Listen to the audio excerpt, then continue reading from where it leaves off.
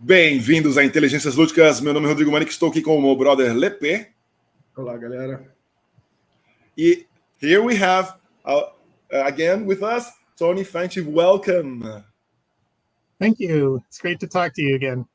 Thank you for joining us. And we have so many things to ask you today. Lepê here. At last, he has the opportunity to talk with you. And so let's see some, Tony, I never thought being a smuggler or a bounty hunter could be so fun. I never thought that. And after taking after job or hunt someone, deliver a cargo, improve your ability, among other things, everything inside a box that once you open, it drives you to a galaxy far, far away. And this box brings us. And now with this expansion, we are really very excited to see what is waiting for us. But first, are you a fan of Star Wars? Of course. I grew up being a big fan of Star Wars. Some of my earliest memories are going to see the special edition in the theaters. One of my first tabletop gaming experiences was with the Star Wars card game back in the 90s. And so I've been a fan all my life of Star Wars. And tell me, what did you feel the moment you received the idea for the first game, the expansion, or was it something that you were already working on? So the expansion, I'm trying to think. So I think it was 2019, the end of 2019, that Corey Knitska, my co-designer on Unfinished Business, started the design on Unfinished Business. And then I joined him in early 2020, right before the pandemic struck. And so I was really excited to be able to work on an expansion for this game. I was very proud of the base game, but I felt that there was definitely lots more room to explore in the Star Wars galaxy. So I was very excited to be able to bring in an expansion with Unfinished Business. The core game was released in 2019, I think. Mm-hmm. So you started working on it in some time before it. So when you started to doing the expansion, did you try to get back to the mindset that you were at the time, or you try to tackle the project with new fresh eyes? A little of both. So one thing that I think people don't often know is that by the time the game reaches the public, the designers have been done designing it for somewhere between like 9 months and a year. There's a long lag time between when we finish a design and when it actually gets into the hands of players. Corey started the expansion design probably about 6 months after the game was released in public. And that was great because we actually had that time to be receiving fan feedback and seeing what fans liked and didn't like about the game.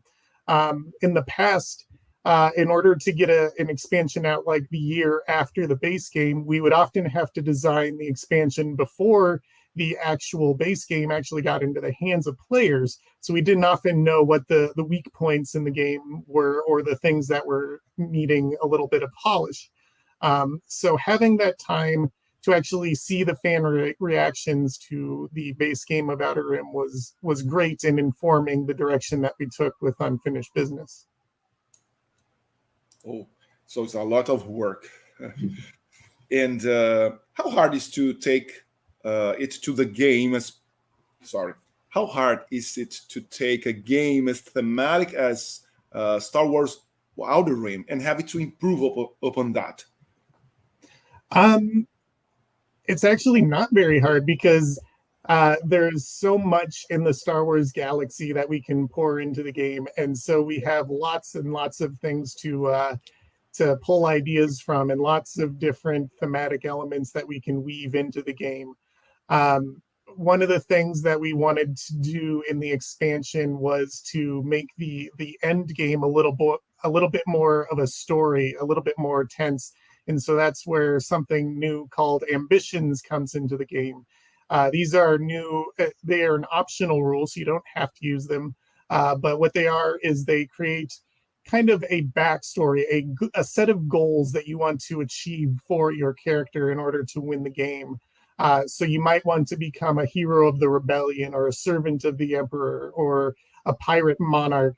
And so those will give you different objectives that you have to achieve in order to win the game, including a very last objective that you must achieve after you've reached your fame threshold in order to actually win the game. So it creates an end game where you're not just delivering your cargo, your illegal cargo, to get your last fame and the game is over. You actually have to go in, do a job, fight a fight, something like that makes that final turn of the game a lot more exciting. So you created new content, like new characters, new missions for a game that already has lots of characters and missions. Mm-hmm. And you also created new additional rules, new optional rules for the game.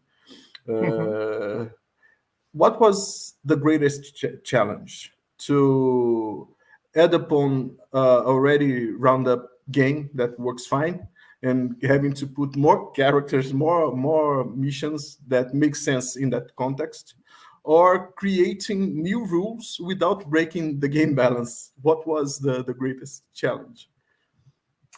I mean, all of those things present their different challenges. Obviously, introducing new things like playable characters, we need to make sure that they're competitive with the base game characters, that nobody's too strong or too weak. We also have to make sure that they explore new routes, new strategic elements of the game without feeling too similar to an existing character. Adding new rules, adding things like the ambitions that I talked about, those were very difficult in balancing, because you had lots of different elements to take into consideration, like how suited was the character you chose to your ambition, because different ambitions will be easier with certain characters because of the skills they require, the combat savvy that they require, things like that. So balance is certainly one of the most difficult parts of any board game, particularly any competitive game like Outer Rim. So that was probably the biggest challenge, was just making sure the balance is maintained with everything in the expansion. How important is fan feedback, since it's almost a new experience? You had the opportunity to work with fan feedback, and there was any surprise, a mechanic that you think, oh, that's good, but the people liked even more than you imagined? So fan feedback is very big. I mean, we don't want to make a game that nobody likes to play, and so we're always interested in receiving feedback on what things people like and what things they don't like, so that we can improve those elements of the game. In terms of something surprising that players liked, I can't really think of anything off the top of my head. One thing that I saw a lot of feedback on that players maybe didn't like as much was they wanted to have more interaction between players, more ways of interacting with their opponents. And so that was one element of the base game that we tried to play up in Unfinished Business, introducing a lot more elements that allow different players to interact with each other. We have certain characters like Dengar and Hondo Onaka who have built-in abilities that let them be very interactive with other players.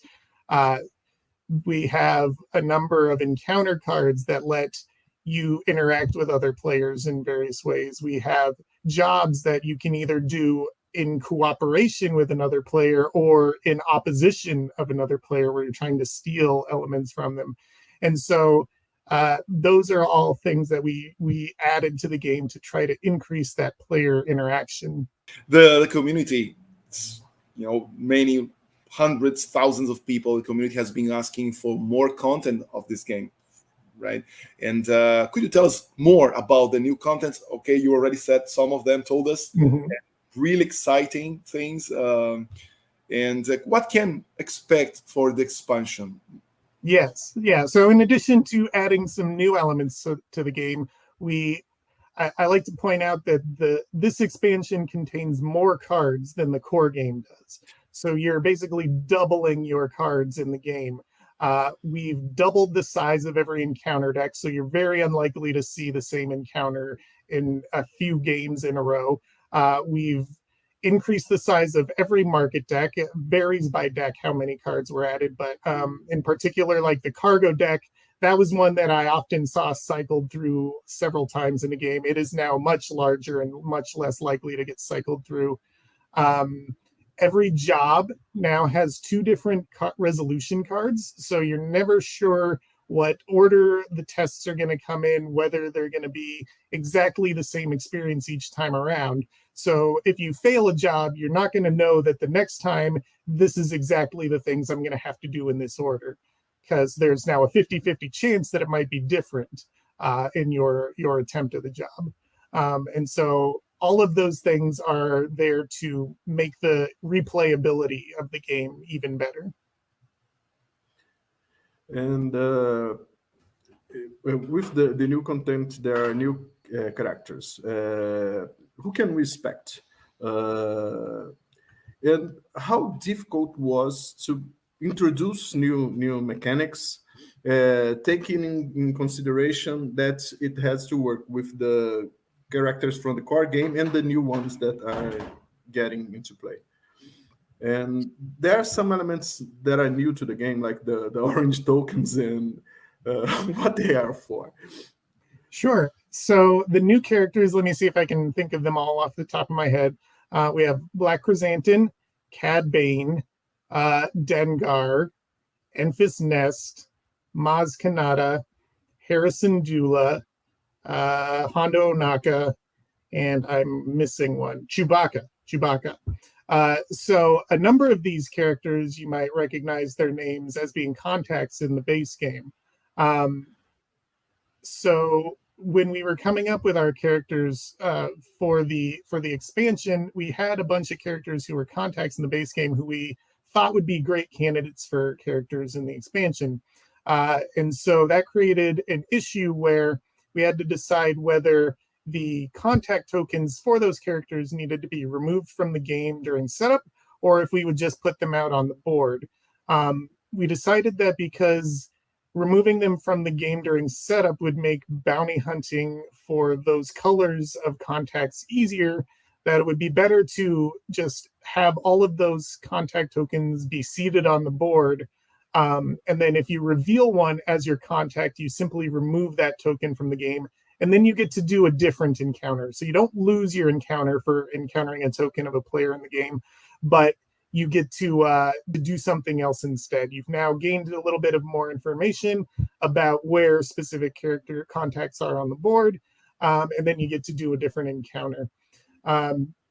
So the orange contact tokens that you mentioned, we wanted to make all of the characters that we included in the base game people you could encounter in the game when they're not being used as characters. So those orange contacts include, I think, every playable character from the base game, plus a few more. And during setup, you're going to put one orange token on each planet on the board. So there are 11 planets on the board, so you'll have 11 orange contact tokens. We also introduced bounties for the orange contact tokens.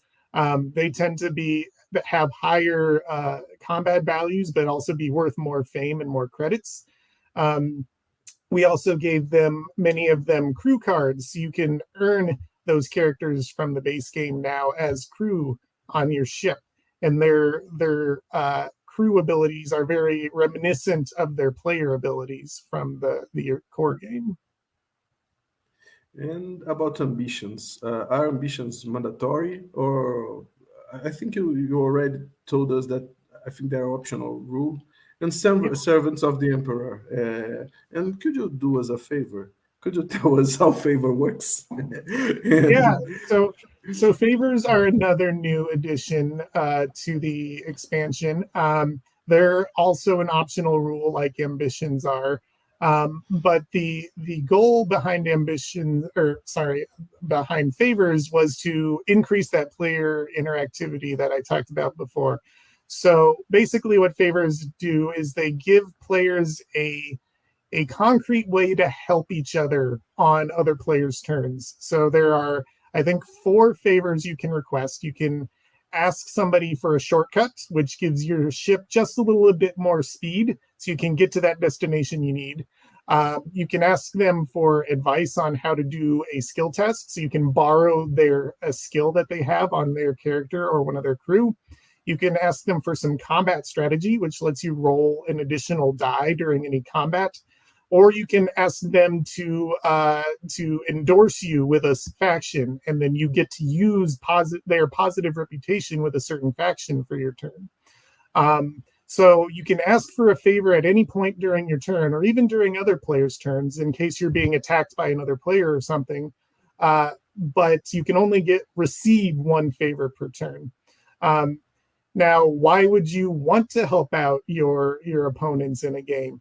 Well, you can always trade credits, so you can demand credits in return for your favor, or you can get a debt from the player. So we have new debt tokens that you can hand to another player in exchange for a favor now, and then they get to return that debt token to you for a favor in the future, and they have no say in whether you get that favor from you. So giving somebody a little favor now could be a huge boon to you in the future when you really need that one skill test to win the game. They can't say no if you have their debt tokens. So favors, I think, are add a great little element of negotiation into the game, and they help to keep all the players invested in the game on every player's turn. Wow. So remember the first question we asked you about if you love Star Wars? Now, I think, I don't know, of course, there's the community asking, oh, okay, but I think you read people's mind, because before the game was shown for the first time as, what if I could be someone, what if I could, can you imagine do this? Because I read lots of books of Star Wars and movies, and as well, and many others, and I thought to myself, I think to myself, and then now you're telling us this, and wow. You cannot see me as a scanner movie, bloom, but wow, amazing. Overexcited now, and now with the Outer Rim, which is called in Brazil Orla Exterior, which is the Outer Rim. This game is more than its title says, because now there are planets closer to the core, or core planets.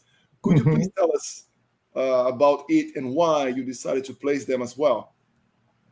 Yeah, so what the core worlds are is we've replaced the end caps, the pieces that go on the ends of the semicircle board, with new end caps that have core world spaces on them. And these spaces represent that you are visiting the core worlds, so like Coruscant, Corellia, these places that are the center of the galaxy, but are also the heart of Imperial territory. So if you have negative Imperial reputation or positive Rebel reputation, it's a little more dangerous to go into the core. When you encounter one of the core worlds, you have a couple of options. You can either do a core world encounter to visit a core world, and the core worlds are great for particularly shopping. You can find anything you need basically in the core world. So if you really need that one bounty card, or you really need that one piece of gear, going to the core worlds is likely to net that for you. The other option you can do at the core worlds is you can cross the galaxy. So you'll have an encounter. It'll maybe give you a test. It'll maybe charge you some money. Or if you have positive Imperial reputation, they may just wave you through. Once you've done that encounter, you will be given the opportunity to move to the other end of the map, so that you've completely crossed the galaxy. The reason we added this is because we had found in the base game that because the board is a semicircle and there was no way to move from one end to the other, sometimes the corners of the map were a little bit less explored than normal. And so we felt that introducing a way to go from one end to the other made a lot of sense in terms of both theme and gameplay. And we have one more question. I really love solo games. Games. And Yep. during the pandemic, I had to try the game even more because we already had the Brazilian copy here. And how is it solo? How is the solo play? Can a solo player use all the content of the box that is in the box? What can we do play in the solo game experience? So for the solo game, it has received I think a pretty major update with the expansion. It was something that we had added somewhat toward the end of development of the core game, and so it was not as engaging as I had maybe hoped, and so it was definitely something I wanted to address in the expansion. All of the content except for favors in the expansion are usable within the solo game. You can't ask the AI for favors because they can't decide whether that's a good idea for them or not. But we introduced the ability to play against bounty hunter characters. So in the base game, you could only play against the smuggler characters. Now we have a separate deck for the bounty hunters as well. So if you want to, you can play against one bounty hunter or one smuggler, or you can play against one of each of them because they each have their own separate decks. We also introduced in the game new character-specific AI cards. So in the base game, the character that you were playing against didn't really make a big impact on how your game played out because they used the same exact deck. Most of the time, their character abilities are ignored. But the introduction of these character-specific cards to the AI decks was intended to give some flavor to that character so that your opponent actually plays differently depending on which character you choose as your opponent. Wow. I would like to ask you something about being a game designer. Mm-hmm. You are a well-accomplished game designer. You have a lot of game hits. And making games is your way of living. Mm-hmm. You still have as much fun playing as you used to, or the feeling is like I'm doing homework. Do you still play as a way to have enjoyment and to play? Yeah. On the whole, I still definitely love playing games. I especially love playing games that I'm not currently working on because, yes, when I'm working on a particular game, maybe I've played that game 20, 30 times in the past couple of weeks. And so when it comes to the weekend and I'm meeting with my game group, I will want to play something else. But for the most part, I've loved every game that I worked on. Outer Rim is still one that I love bringing to the table whenever I can. There are certain times in the week where it's like, oh, my brain is just so tired, I can't think through a game at this point. But otherwise, this job is a whole lot of fun most of the time. And certainly my love of games has not been diminished by it, but has probably even grown. Wow, thanks. Nice, beautiful. It's we can see the love, the passion you put in the games. Until we see the games you have, the games are being released in Brazil and around the world. But in Brazil, I can tell you that people are feeling that when they are playing the games, and hopefully this game will be soon in Brazil as well. And thanks for sharing your your ideas and how the game was created, and bringing us some what we can expect, because people here, the community, Latin America, Brazil, and Portugal as well, they're surely waiting for this huge success, Star Wars. Yeah.